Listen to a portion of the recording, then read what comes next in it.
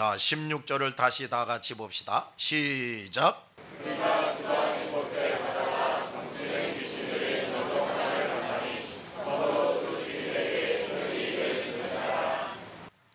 자, 이 사건은 바울 일행이 그 일대의 사람들에게 널리 알려지는 계기가 됩니다. 점치는 귀신 들린 여종 하나를 만났다 그랬습니다. 이 여자는 초월적인 귀신의 능력에 사로잡혀 있는 여자였습니다. 당시 이 마게도냐에서 점하는 귀신을 피톤이라고 했습니다. 이 여자는 델포스 신전에 아폴로의 신탁을 받아서 점쳐서 말하는 여인들 중에 하나였습니다. 이 여인들은 내일 일을 알고자 하는 자들의 헛된 욕망을 만족시켜 주었는데, 그러나 그 점괘가 틀렸다고 그래요. 무지와 우상숭배의 시대에는 악령의 사람들이 사람들을 자기의 노예로 속박시키며 돈을 벌고 있었어요. 이 여인들은 자신들이 신탁을 받고 있다고 가장함으로써 사람들을 자기에게 속박했고, 그 주인들은 이 여인들을 통해서 많은 금품을 갈취했어요. 그래서 점으로 그 주인들에게 큰 이익을 주는 자라 했습니다. 당시 그곳 사람들은 도둑 맞았을 때 어떻게 물건을 찾을지, 또 강도를 당했을 때 그 강도놈을 어떻게 잡을지, 또 자기 미래 운명을 물어보기 위해서 이 여자들에게 왔는데, 오늘날도 이런 사람들이 있죠. 그 사람의, 그러니까 물어보러 온 사람의 지위와 또 뭐 부자냐 아니냐, 또 사건의 중대성, 이런 것에 따라서 더 많은 돈을 지불하고 적게 지불하기도 하고 그랬어요.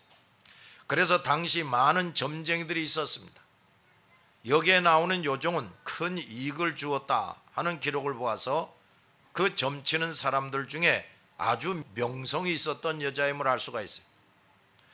그 많은 점쟁이 여종들 중에서 가장 명성이 있는 여종이 바울을 만나게 된 겁니다. 이것도 성령의 인도하심이었어요. 첫째, 이 만남으로 당시 수많은 점치는 일과 우상 종교와 그 신들이 얼마나 거짓된 것인가, 이걸 드러내게 하신 겁니다. 두 번째, 그것에 속박되었던 사람들 중에 선택된 사람들이 유일하신 하나님을 알고 예수 그리스도를 믿게 하신 겁니다. 참으로 성령께서 하시는 일은 인간의 예측을 뛰어넘고 신비롭고 놀랍습니다. 그러므로 우리 복음 전파자들은 이 성령의 인도와 지시를 받아서 거룩한 일을 수행해야 돼요. 자, 17절 시작.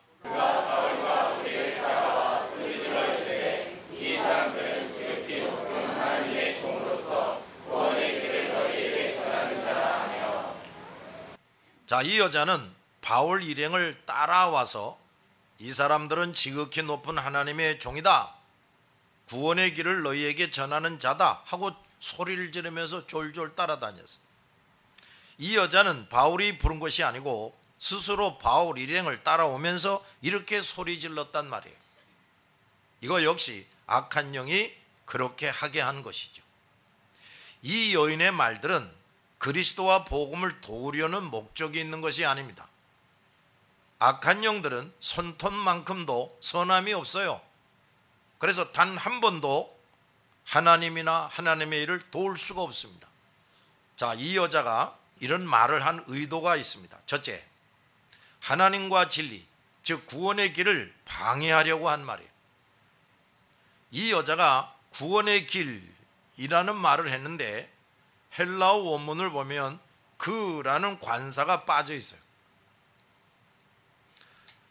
또 그가 한 말 중에 지극히 높으신 하나님이라는 말도 했는데 유일하시고 절대적인 하나님의 의미가 아니고 여러 신 중에 높으신 하나님, 그런 뜻입니다. 유일한 구원의 길이 아니라 여러 구원의 길 중에 하나라는 의미에 불과했어요. 이 여인은 다신론의 입장에서 말을 하고 있는 겁니다.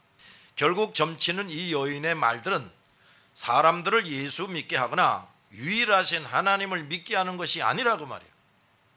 구원의 길도 예수 그리스도 외에 다른 길이 있다는 것이고 신도, 하나님 외에 다른 곳도 있다는 말을 하는 겁니다.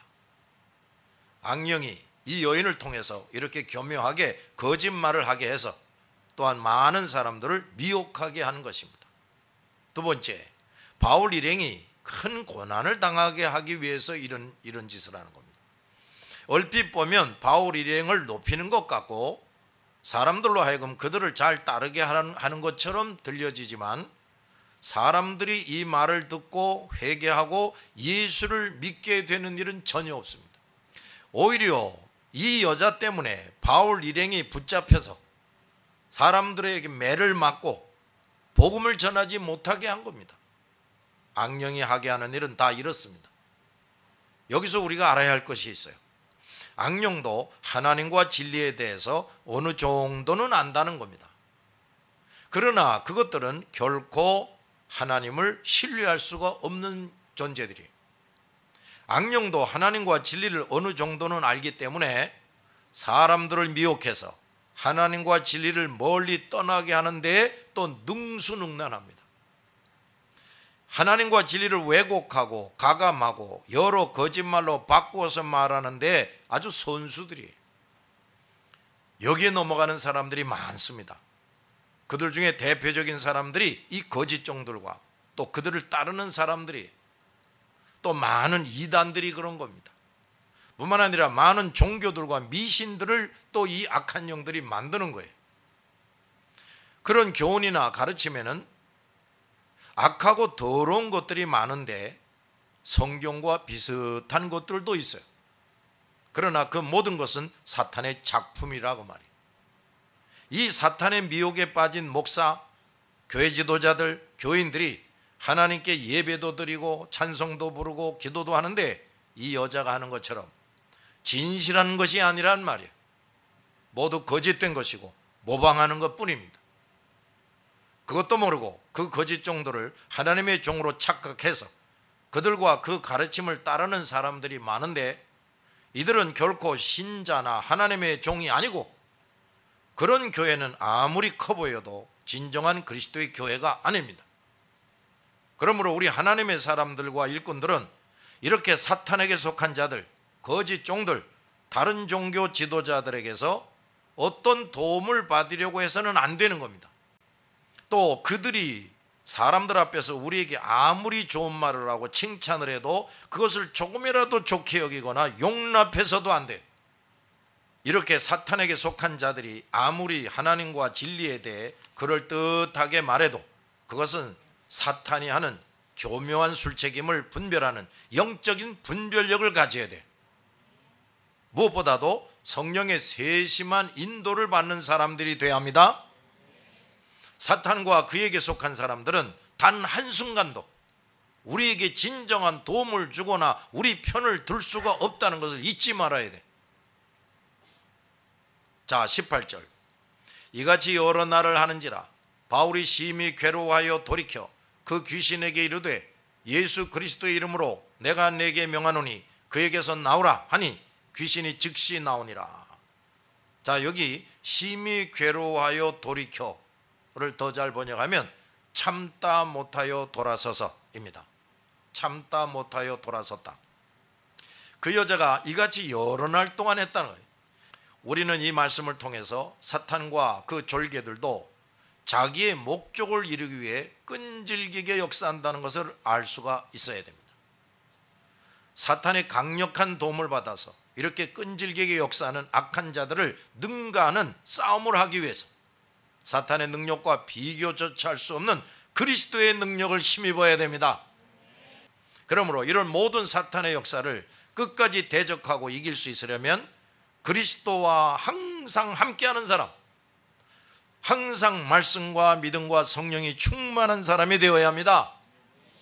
잠시라도 그리스도와 멀어지거나 성령의 인도와 지시도 없이 무엇을 하면 그 순간 여지없이 패배하고 실패하게 됩니다. 우리가 신자보다 불신자와 우상숭배자가 훨씬 많은 이 세상에 존재하는 한 예수 그리스도를 주인으로 삼고 그리스도의 끊임없는 보호와 인도를 받는 삶이 잠시도 중단되지 말아야 돼. 바울이 참다 못하여 돌아서서 그 귀신에게 말했다 했습니다.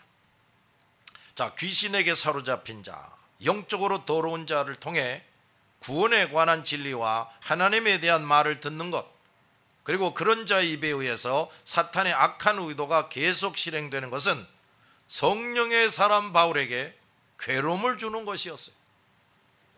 모든 그리스도인들과 하나님의 일꾼들도 결코 이것을 좋게 여길 것이 아니라 오히려 괴로워해야 된다 이 말이에요. 또한 귀신에게 사로잡힌 자들이 그렇게 하는 것을 결코 그냥 내버려 두거나 안심해서도 안 돼요. 바울과 같이 성령에 사로잡힌 영혼, 성령이 충만한 사람이 돼서 크고 작은 사탄의 교묘한 수작에 민감하게 반응할 줄 알아야 합니다. 사탄에 사로잡힌 자들이 하나님과 진리에 대해서 말하는 것에 대해 괴로워하고 진노하며 단호히 대처해야 돼. 영적으로 무감각해져서 이런 것에 대해 괴로워할 줄 모르거나 오히려 좋게 여기는 자가 되지 말아야 합니다. 우리 모든 하나님의 일꾼들은 바울에게 이것을 잘 배워야 돼.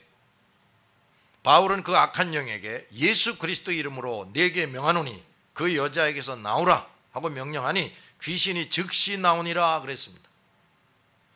이것은 뭐냐? 첫째, 바울과 그 일행은 살아계신 하나님의 종임을 분명히 보여주는 겁니다. 그 여자를 통한 악령의 증거가 없어도 바울과 일행은 스스로 하나님의 종임을 증명하고 하나님의 도우심으로 모든 일을 할 수 있다는 것을 분명하게 보여주는 겁니다. 두 번째, 바울 일행은 사탄의 힘으로 복음이 전해지지 못하게 했음을 보여주고 있어요. 하나님의 일은 일순간도 사탄의 세력의 도움이 필요하지 않습니다. 사탄으로 말미암아 복음이 전해진다면 도리어 하나님과 하나님의 영광이 더럽혀지게 되는 거예요. 세 번째, 예수 그리스도 이름은 그 이름으로 명령되는 즉시 악령들을 물리치는 권위와 힘이 있다는 것을 보여주고 있어요. 바울이 예수 그리스도의 이름으로 명령하니까 귀신이 즉시 여자에게서 나왔어요. 예수 그리스도의 이름은 모든 것을 초월하는 권위와 능력입니다. 그 이름을 진정으로 믿고 의지하는 자가 그 이름으로 명령할 때 귀신도 복종하게 되는 겁니다. 그러므로 진정으로 예수 그리스도를 믿고 진정으로 주님을 무엇보다도 의지하는 사람은 예수의 이름으로 모든 악의 세력을 물리치고 이길 수가 있습니다. 능치 못함이 없게 되는 거예요. 왜냐하면 그 이름을 확실히 힘입는 자, 즉 예수 그리스도가 함께 하시는 자, 그 이름을 사용할 수 있는 특권을 받은 사람이 됐기 때문이에요. 이런 특권은 예수 그리스도께서 인정하시는 사람에게만 주어져요. 오늘날 이런 특권을 가진 사람을 보기가 매우 어려운 이유는 교회는 많으나 그 안에 있는 사람들 중에서 예수 그리스도께서 인정하시는 사람이 매우 적기 때문이에요. 지식으로, 두뇌로만 믿고 행함이 없거나 부족한 사람만 교회 안에 잔뜩 있다고 말해요. 그만큼 그리스도를 신뢰하지 않고 있다는 것이고 자기를 부인하고 자기 십자가를 지지 않고 있다는 것을 의미합니다. 이런 사람은 진정으로 예수 그리스도를 따르는 자가 아니란 말이에요. 따라서 그리스도께서 인정하시는 일꾼이 아니므로 그 예수의 이름을 행사할 수 있는 특권을 받을 수가 없어요. 네 번째, 진정한 구원의 길이 무엇인지를 분명하게 보여주고 있습니다. 진정한 구원의 길은 사탄의 권세를 깨뜨리고 사탄을 사슬에 묶어서 그가 세상을 속이지 못하게 함으로써 주어지는 길입니다. 진정한 구원의 길은 예수의 이름에 의해서 악령이 축출되듯이 예수 그리스도의 이름 안에서만 얻어진다는 것을 보여줍니다. 예수 그리스도의 말씀 앞에서 사탄은 견딜 수가 없어요. 그가 요새로 살던 그 여자에게서 떠날 수밖에 없던 겁니다. 그만큼 예수 그리스도의 이름은 모든 강한 요새를 파는 능력이 되는 겁니다. 19절, 여종의 주인들은 자기 수익의 소망이 끊어진 것을 보고 바울과 실라를 붙잡아 장토로 관리들에게 끌어갔다가 했는데, 자, 더 제대로 번역하면 시작. 여종의 주인들은 오늘 바울 희망이 사라진 것을 보고 바울과 실라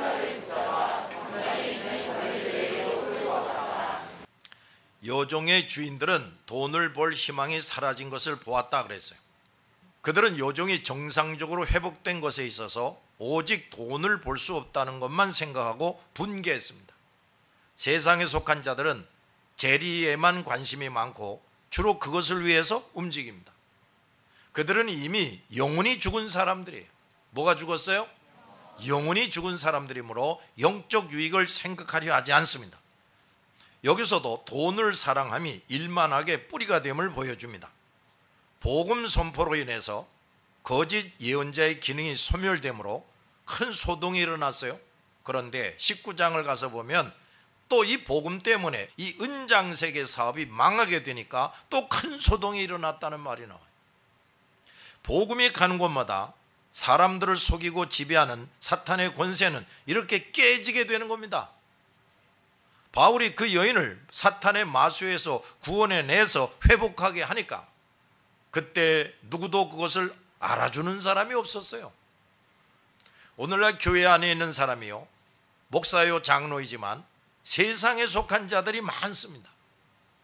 그들은 그 여종의 주인들처럼 재리에만 관심이 있다니까요. 그리고 영육을 치료하고 성장시키는 일에는 관심이 없어요. 이들의 무기는 기도와 영역과 정의가 아니고 악독과 인간의 술수입니다. 이런 거짓 성도들과 거짓 종들은 언제나 사욕을 위해 움직이면서 하나님과 교회와 공익을 위한다고 거짓말을 해요. 그들은 위장에 아주 능숙한 사람들이. 그 여인의 주인들은 악독과 술수로서 바울과 실라를 붙잡아서 광장에 있는 관리들에게 끌고 갔다 그랬습니다. 자, 20절 시작.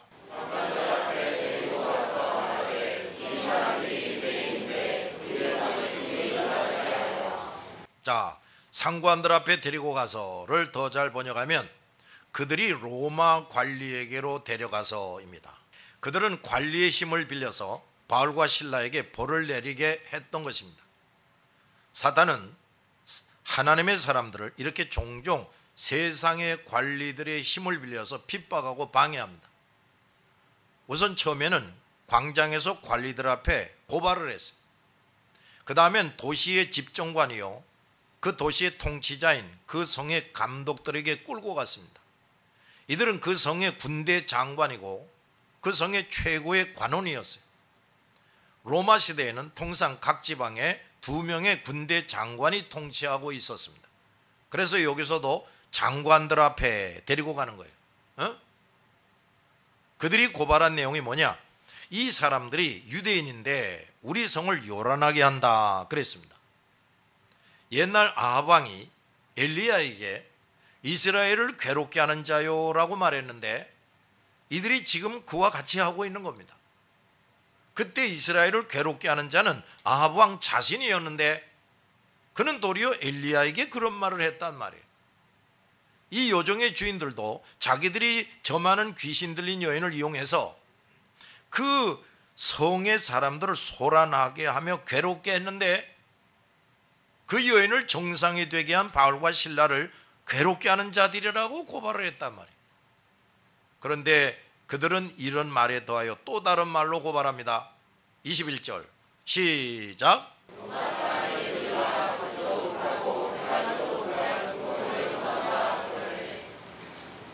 자, 그들이 이런 말로 고발한 것은 로마 사람들은 그들의 종교가 바뀌는 것을 바라지 않았어요. 로마인들은 그들의 종교가 아무리 문제가 있을지라도 조상으로부터 물려받은 종교를 고수함으로써 로마 통치의 정신적인 통일과 지배력을 강화하려고 했습니다. 그래서 어떤 다른 신이나 새 종교도 로마 의회의 허락 없이는 용인될 수가 없어요.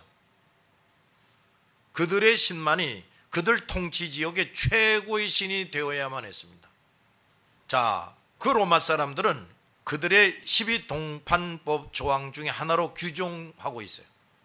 어떤 민족도 로마의 신들을 바꿀 수 없다는 것입니다. 또 로마 사람인 우리라고 표현했어요. 그들은 헬라인인데 자기들이 로마인이라고 말하고 있어요. 이것은 바울과 실라를 벌주기 위해서 로마 정권에 아첨하고 있는 말이에요. 세상에 속한 자들은 자기 욕심을 채우기 위해서 자기 민족을 지배하고 있는 정권에 서슴없이 아첨합니다. 받지도 못하고 행하지도 못하는 풍속이라는 말을 합니다. 하나님의 복음은 거듭나지 못한 사람이 결코 받을 수도 없고 믿을 수가 없는 거지요. 세상과 마귀에게 속한 사람들은 죄악 사상을 따르고 세상 욕심을 이루기 위해서는 아무리 높은 산이라도 기꺼이 올라갑니다. 그러나 하나님과 복음을 따르는 것은 작은 지푸라기라도 쉽게 걸려 넘어지. 그러므로 처음 예수 그리스도를 믿은 사람들은 작은 어려움도 견디지를 못해요. 따라서 전도자는 어미가 아이를 언제나 세심하게 신경 쓰며 돌보듯이 해야 됩니다. 또한 이런 사람들이 예수 그리스도를 믿고 순종하는 자가 되게 함에 있어서 많은 희생과 해산의 수고를 해야 돼. 사람들이 쉽게 받지도 못하고 행하지도 못할 복음을 전할 사람이 이렇게 많은 희생과 해산의 수고를 할 수 없다? 그런 사람은 결코 죄인들을 구원할 수가 없어요. 그러니까 자기밖에 모르는 교회는 절대로 전도 못합니다. 그러므로 우리 모든 성도들은 많은 희생과 해산의 수고를 할 수 있는 다같이 성숙하고 잘 연단된 하나님의 사람, 이게 돼야 돼. 이게 마음과 열심만 가지고서는 사람을 구하는 일을 결코 잘할 수가 없습니다. 이 주인들의 말은 로마 장관들과 사람들을 화나게 하기에 충분했어요. 자, 22절.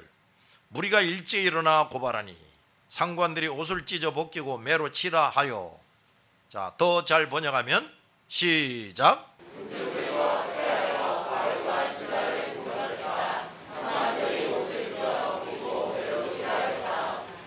여기에서 바울 일행은 그 성의 많은 사람들에게 더욱 알려지게 됩니다. 사탄은 이와 같이 그가 할 수 있는 방법을 다해서 바울과 실라를 핍박했는데 주님은 바울과 실라가 주변 사람들에게 더 효과적으로 알려지게 하신 겁니다. 따라서 바울 일행의 전도가 더 효과 있게 전도할 수 있는 장이 열리게 되는 겁니다. 사탄은 하나님과 복음을 대적하려고 애를 쓰지만 하나님의 지혜와 권능을 결코 이겨낼 수가 없어요. 오히려 하나님의 뜻이 더 신속하고 효과적으로 이루어지도록 도울 뿐이라 그 말이에요. 그러므로 우리 하나님의 일꾼들은 그 어떤 사탄의 위협과 공격 앞에서도 결코 주눅이 들거나 두려워하거나 놀라지 말아야 합니다. 언제나 담대히 그 일을 해나가야 되는 거예요. 여기서도 군중들은 순식간에 바울과 실라를 공격하는 무리로 돌변을 합니다. 불신자와 우상숭배자들은 원래 사탄이 그들의 주인이요 왕이므로 그들이 한동안 하나님의 사람들에게 호의를 베풀고 친절을 베풀다가도 사탄의 신호만 보내면 순식간에 대적이 되고 폭도로 돌변을 해요. 불신자 우상숭배자들하고는 절대로 멍해를 같이 해서는 안 된다 말이에요. 자, 그 최고 지도자들은 두 사도의 옷을 찢어 벗기고 매로 치라 하고 명령을 합니다. 그들은 격분해서 사도들의 옷을 벗기는 정도가 아니라 찢어버리게 했어요. 그건 뭐냐? 이제 맨살을 채찍질하기 위해서지. 바울은 이 일을 가리켜서 우리가 먼저 빌립보에서 고난과 능욕을 당했다 하고 데살로니가 전서에서 말하는 겁니다. 빌립보에 떡 들어갔더니 이 귀신 들린 여자 이거 고쳐주고 점쟁이 여자 이거 고쳐주고 했더니 큰 고난과 능력을 당했다. 그게 바로 여기서 이제 벗겨져 가지고 채찍으로 맞아 가지고 살이 떨어져 나가고 이런 어려움을 당했다, 그런 말이에요. 우리 예수 믿는 사람들은 때로 하나님의 거룩한 뜻에 따라서 이런 극심한 어려움도 당할 수가 있어요. 그럴 때 괜히 징징 울고 하나님이 이럴 수가 있습니까? 저놈들 천벌을 내려서 당장 죽여주세요. 그런 한심한 소리 하면 안 돼요. 알았지요? 기도합시다.